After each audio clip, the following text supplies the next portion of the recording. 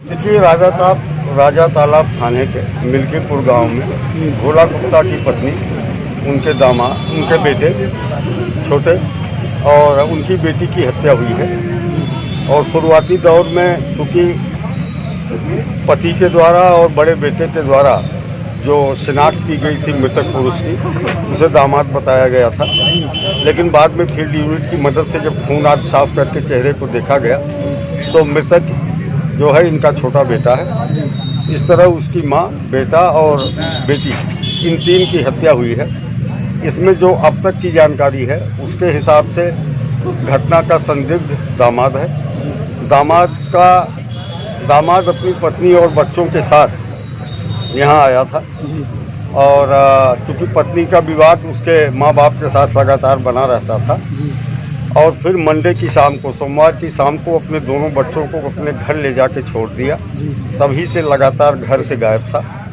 घर वाले भी तलाश कर रहे थे और जो हमारा इलेक्ट्रॉनिक सर्विलांस के माध्यम से जानकारी मिली है, बीती रात लगभग 11 साढ़े 11 बजे के आसपास यहाँ से 7-8 किलोमीटर दूरी पे उसने अपने मोबाइल को स्विच ऑफ किया।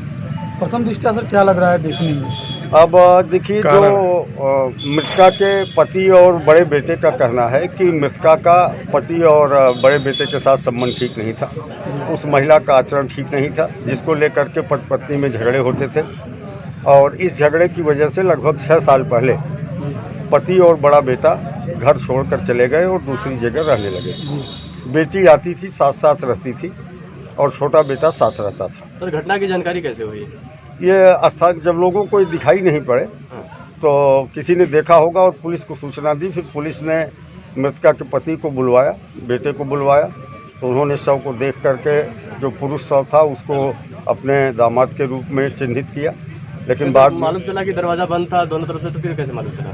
नहीं, दरवाज़ा अंदर से बंद था और झाँक करके नहीं, पुलिस को स्थानीय किसी व्यक्ति के द्वारा सूचना दी गई थी कि दरवाज़ा अंदर से बंद है, खुल नहीं रहा। कारण क्या लग रहा है अब तक यहाँ?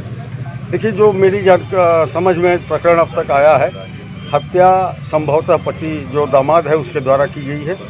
उसका एक कारण ये भी हो सकता है जो उसके ससुराल से, माने लड़की के ससुराल से जानकारी की गई तो पता चला कि इनकी बेटी अपने ससुराल में अपने सास ससुर के साथ लगातार लड़ती रहती थी। झगड़े के इसी माहौल में मंडे को पति अपने बच्चों के साथ यहाँ लाया था और लाने के बाद फिर बच्चों को लेकर चला गया। संभवतः उसी कारण से बच्चों को सुरक्षित स्थान पर पहुँचाने के बाद उसके द्वारा एक घटना की गई।